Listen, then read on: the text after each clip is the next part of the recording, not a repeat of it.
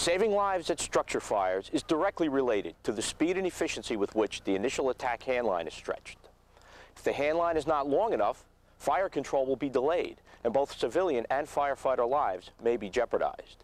If too much hose is stretched, high pump pressures will be necessary, and excessive kinks may compromise fire flows. This video will identify important considerations in stretching the initial attack handline at your next bread and butter fire. We're all familiar with the two common ways to ventilate a structure fire, horizontally and vertically. Handline stretches can be categorized in a similar fashion. Some handline stretches are almost exclusively horizontal. The line is stretched across a yard or driveway and operated on the first or second floor of the fire building. Other stretches are largely vertical and require the line be brought up several flights of stairs for operation on an upper floor. Many stretches incorporate both horizontal and vertical components and may be very difficult to complete, especially with minimal personnel. There are many ways to load hose for efficient deployment. However, most hose loads are pre-connected. This facilitates the horizontal type of stretch. Because most structure fires occur in small 1- and 2-family dwellings, relatively short pre-connected lines are satisfactory most of the time. However, long horizontal stretches, such as through a courtyard, or vertical stretches above the second floor require other hose loads. To select efficient hose loads for engine apparatus, you must have an intimate knowledge of your response district to identify those places where pre-connected lines fall short. You must consider the number of personnel normally available to stretch and position the initial attack handline.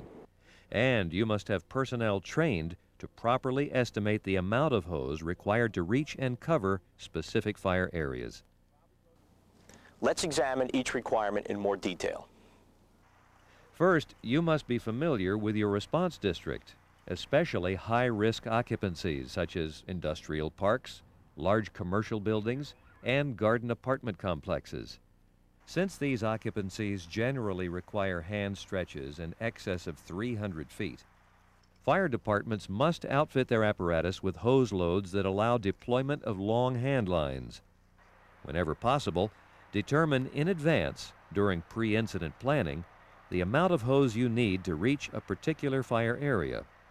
One simple method of measuring the amount of hose you need without placing engine apparatus out of service or severely inconveniencing building occupants is to substitute rope for hose. Of course, efficiency on the fire ground requires that actual hose be stretched on a regular basis to keep companies sharp and to iron out operational wrinkles. Second, consider the number of firefighters normally available to stretch the initial attack handline. Obviously, the fewer the personnel, the more difficult and time-consuming the stretch.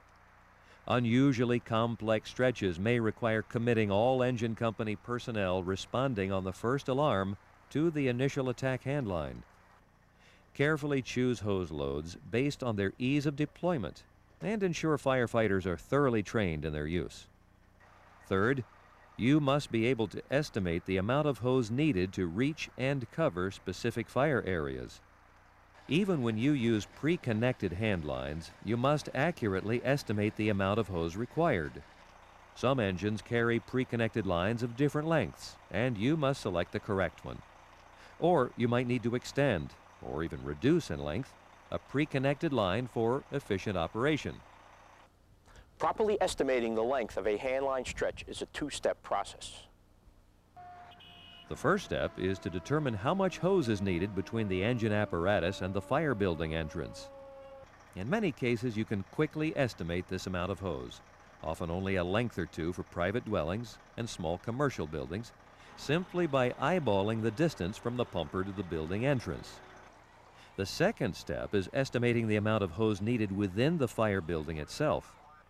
Carefully pre-plan all unique buildings and building complexes in your jurisdiction, such as garden apartments, townhouse communities, warehouses, large commercial occupancies, schools, and industrial facilities, to identify locations where long stretches are needed. But for many buildings, especially residential ones, you can use several basic formulas to determine accurate hose estimates. These formulas are based on the approximate size of the building and its stair configuration. For most private dwellings, 1 to 3 lengths of hose, 50 to 150 feet, should be sufficient to cover the building. 1 length will cover a small ranch, Cape Cod, or bungalow. 2 lengths may be needed for a large ranch, split level, or colonial. A 3rd length should be available for fires in large Queen Anne's or Victorians and some of the new suburban homes, which may be up to 5,000 square feet. Remember to stretch enough hose to cover the entire dwelling. In the event, you must reposition the line to cut off a fast-spreading fire. For small multiple dwellings, the fire floor is the key. A multiple dwelling may be considered small when its frontage is 35 feet or less and its depth does not exceed 85 feet. To ensure an accurate hose estimate, you must know and verify through a proper size-up the fire's location before stretching a line. This will avoid stretching the line to the wrong floor or stretching an insufficient amount of hose. Small multiple dwellings tend to have narrow U-return stairs and small landings. Because the stairway is often a short distance from the entrance door and it requires somewhat less than 1 full length of hose to reach from floor to floor, the fire floor formula works very effectively. Let's illustrate the formula's application with an example. An engine company arrives first due at a fire on the 4th floor of a 5-story multiple dwelling that is 25 feet wide and 85 feet deep. Since the fire is on the 4th floor and the fire building fits the criteria for a small multiple dwelling, 4 lengths of hose are needed within the building itself to reach the rearmost room in the fire apartment. The 1st length between the entrance door and the 2nd floor. The 2nd length between the 2nd and 3rd floors. The 3rd length between the 3rd and 4th floors. And the 4th length to advance through the fire apartment with some extra to spare. For large multiple dwellings, those with frontages of between 36 and 100 feet and depths of 100 feet or so, modify the basic formula for a more generous hose estimate and to avoid stretching short. These buildings may incorporate 2 to 4 separate stairways. The stairs may be U-return or straight run. Hallways may be long and apartments and floor landings very large. To compensate for these features, the hose estimate formula uses the fire floor plus 1 length. An additional length may be needed in the event the entrance door to the building is a significant distance from the base of the stairs. In another example, the first due engine company at a 5th floor fire in a large apartment house elects to stretch 7 lengths of hose. 5 lengths are needed from the base of the stairs to the 5th floor.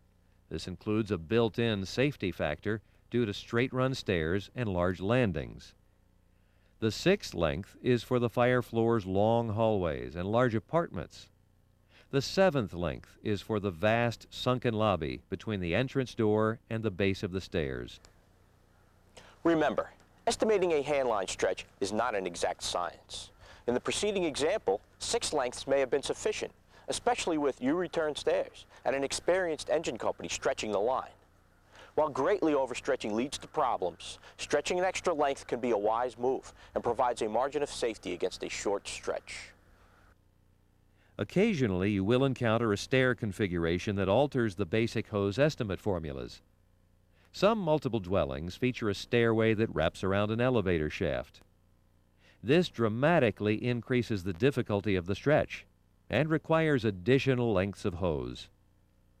Many stairways incorporate a well hole, an opening in the stairway's center that enables a single length of hose to reach from the base of the stairs to the 5th floor. If a well hole is present, you can stretch a handline much more quickly because less hose is required and the couplings don't get snagged on the newel posts. Keep in mind the following points when performing a well hole stretch. First, make sure the well hole is big enough to accommodate the charged hand line.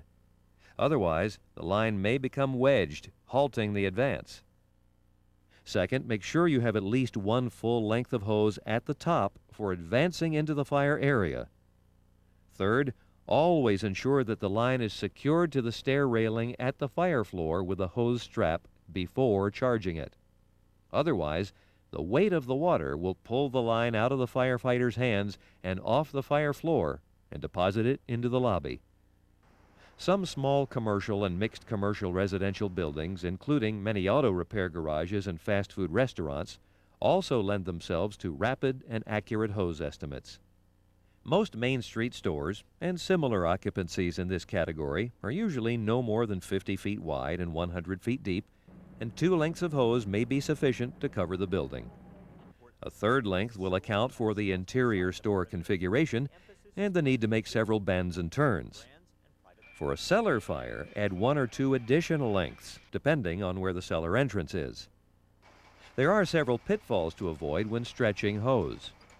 The first pitfall involves a poorly trained nozzle man who grabs the nozzle and runs toward the fire building. If he takes only the nozzle and not at least 50 feet of hose with it, he has failed in his mission. The nozzle man is responsible for the nozzle and the working length, which is the hose needed to advance into the fire area. Another pitfall is removing the hand line using the pull and pile method. Pulling the hose off and making a big pile inevitably will lead to delays in stretching and will increase the potential for kinks once the line is charged. Another pitfall is charging a pre-connected hand line with hose still remaining in the hose bed. This situation is not just embarrassing, it is potentially dangerous. It is imperative that one member of the engine company, often the pump operator, check to make sure the entire hand line is cleared from the hose bed. Sometimes a long hand stretch is required. What types of hose loads are available to ensure sufficient hose can be deployed quickly? When a pre-connected line falls short, it may simply be a matter of extending the line by a length or 2. You can easily accomplish this by using short lengths of hose, sometimes called pigtails, between the chick sand swivel or discharge outlet and the last full length of hose in the line.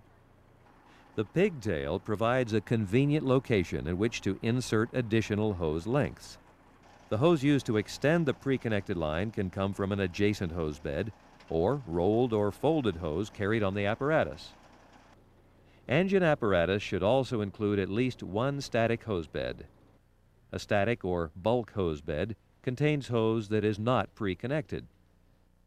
After estimating the hand line stretch, remove, break, and connect the necessary amount of hose to a discharge outlet on the pumper. Many static loads are 1 3/4 or 2-inch hose filled out with 2.5-inch or 3-inch hose. The larger hose may be fitted with a reducer, but often a gated Y or manifold is attached. An 1 3/4 or 2-inch hand line is pre-connected to one outlet on the manifold. The other outlet or outlets are available for additional lines. The 1 3/4-inch or 2-inch line may be bundled as a skid load for ease of transport to the point of operation. Static lines can be effectively employed at garden apartment complexes, industrial buildings, and upper floor fires in multiple dwellings. Firefighters must receive the necessary training to be able to place static lines in service quickly. A word of caution regarding the use of Y or manifold lines. It is very important to ensure the first hand line is properly stretched and charged before placing additional lines in service. Otherwise, the fire situation may grow out of hand, and even multiple hand lines will not be able to effect control. Another effective means of stretching a hand line is to use a utility rope. You can deploy the rope from a window or fire escape balcony, tie off the hose, and haul it up the outside of the building. This reduces the amount of hose needed and permits lower pump discharge pressures. One simple way to carry and deploy a utility rope is to utilize a 1 or 1.5 gallon plastic bleach bottle with the top portion cut away. 75 feet of 3/8-inch nylon rope with a snap hook